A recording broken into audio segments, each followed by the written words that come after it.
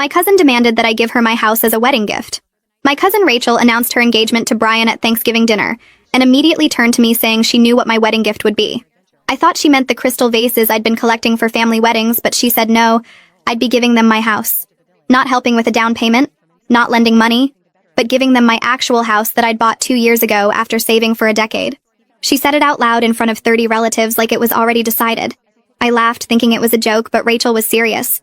She said I was single with no kids, so I didn't really need a 3-bedroom house while they were starting a family and deserved a proper home. She actually used the word deserved while sitting in my dining room eating the dinner I'd cooked. My Aunt Helen, Rachel's mom, nodded along, saying it was so generous of me to help the young couple get started. I said I wasn't giving anyone my house, and Rachel's face turned red. She said I was being selfish, keeping a family home all to myself when I could easily go back to renting an apartment like someone my age without children should be doing anyway. She actually said those words to me, a 31-year-old homeowner, while she was 26 and living in Brian's mom's basement. The whole family went quiet, but nobody defended me. My Uncle Tom said sharing was important in families. My own mother said I should consider it since I could afford another place eventually. My dad stayed silent, which was him agreeing without having to say it. Rachel spent the rest of dinner telling everyone about the renovations they'd make to my house, how they'd turn my office into a nursery, how they'd repaint everything because my color choices were too dark. She was planning my house like she already owned it. After dinner, Rachel pulled me aside and said she'd already told Brian's family that I was giving them a house as a wedding gift, so I couldn't back out now without making her look like a liar. She said his parents were so impressed that her family was generous enough to provide housing.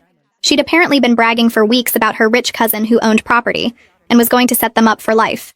She said if I didn't follow through, Brian's family would think she came from trash who made false promises.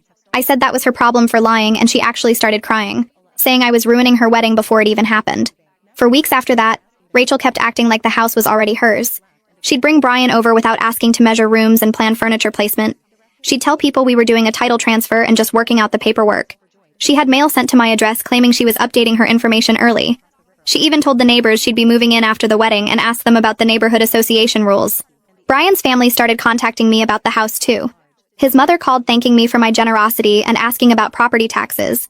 His father sent me an email about transferring utilities and whether the roof had been recently replaced. They were all discussing my property like it was a done deal. Rachel had convinced everyone I'd agreed to this insane plan. The breaking point was when Rachel sent me a realtor she wanted me to use to handle the transfer. The realtor, Diana, called me confused because Rachel had said I wanted to gift my house but hadn't provided any documentation proving I owned it or agreed to this. Diana said she needed to see the deed and my written consent before proceeding. That gave me an idea. I told Diana I'd bring everything to Rachel's wedding planning party that weekend. Rachel had invited both families to plan the wedding and discuss the house transfer. She'd made it a whole event at Brian's parents' house, catered and everything.